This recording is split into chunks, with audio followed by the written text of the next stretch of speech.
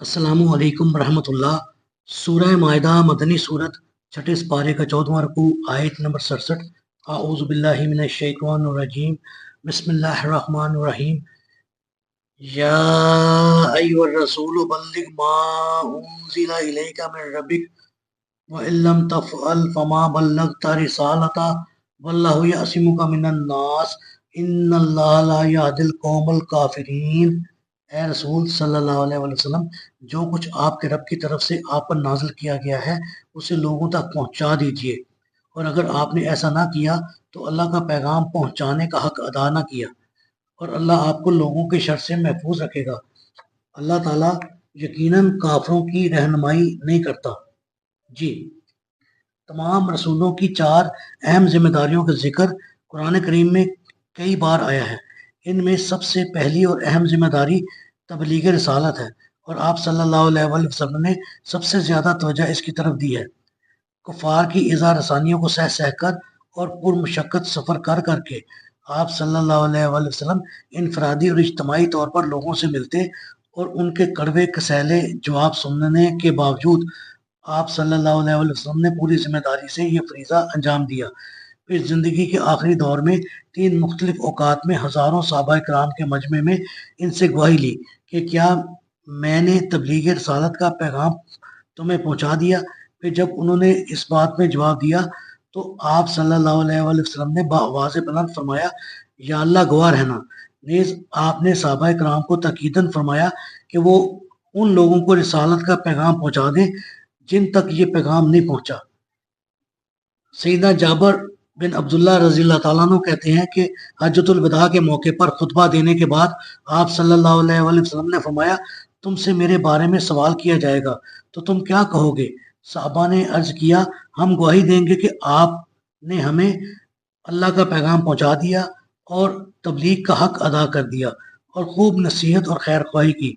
आप सल्लल्लाहु अलैहि वसल्लम ने अपनी शहादत की उंगली आसमान की तरफ उठाई और लोगों की तरफ इशारा करते हुए 3 बार फरमाया, ए अल्लाह गवाह रहना। सैयदना अबू बकर सिद्दीक रज़ियल्लाहु ताला अन्हु कहते हैं कि आप सल्लल्लाहु अलैहि वसल्लम ने खुतबा हज्जतुल विदा में तमाम मुसलमानों को हुक्म दिया कि सुन लो, तुम में से जो लोग मौजूद हैं वो उन लोगों को इस खुतबे के इरशादात पहुंचा दें जो यहाँ मौजूद नहीं, क्योंकि हाजिर शायद ऐसे गैर मौजूद शख्स को खबर दे जो इस बात को उससे ज़्यादा याद रखने वाला हो।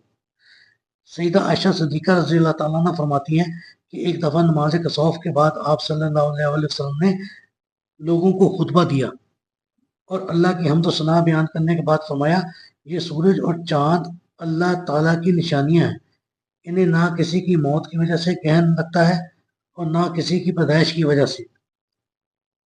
खुतबा ख़त्म करने के बाद आप सल्लल्लाहु अलैहि वसल्लम ने दोनों हाथ ऊपर उठाकर फरमाया, ए अल्लाह, मैंने यकीनन तेरा पैगाम पहुंचा दिया। हुआ ये था कि जिस दिन रसूलुल्लाह सल्लल्लाहु अलैहि वसल्लम के साहिबजादे इब्राहिम का इंतकाल हुआ था, उसी दिन सूरज को भी इत्तफाक से ग्रहण लग गया। कदीम अरब का इत्तेकाद था कि सूरज ग्रहण और चांद ग्रहण किसी बड़े आदमी की मौत से लगता है। इस वाक़े पर कुछ मुसलमान भी ये कहने लगे कि सूरज इब्राहिम की मौत की वजह से गहना गया, और ये दिन 29 शव्वाल 10 हिजरी रोज़ दोशंबा व मुताबिक 27 जनवरी 632 का दिन था। जब सूरज को ग्रहण लगना शुरू हुआ तो आप सल्लल्लाहु अलैहि वसल्लम ने सहाबा किराम को 2 रकअत तवील नमाज पढ़ाई, जिसमें 4 रुकू और 4 सजदे किए, और सहाबा को हुक्म दिया कि जब सूरज को ग्रहण या चांद ग्रहण लगे तो नमाज पढ़ा करो। नमाज के बाद आप सल्लल्लाहु अलैहि वसल्लम ने तवील खुतबा दिया, जिसमें इस जाहली अकीदे का भरपूर रद्द किया गया कि सूरज और चांद तो अल्लाह की निशानियां हैं, किसी भी शख्स की मौत या जिंदगी से इन्हें ग्रहण नहीं लगा करता।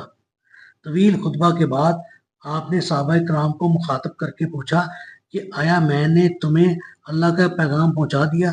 सहाबा ने इस बात में जवाब दिया तो आपने दोनों हाथों को ऊपर उठाकर फरमाया, ए अल्लाह गवाह रहना, मैंने तेरा पैगाम پہنچا دیا. اللہ تعالیٰ سے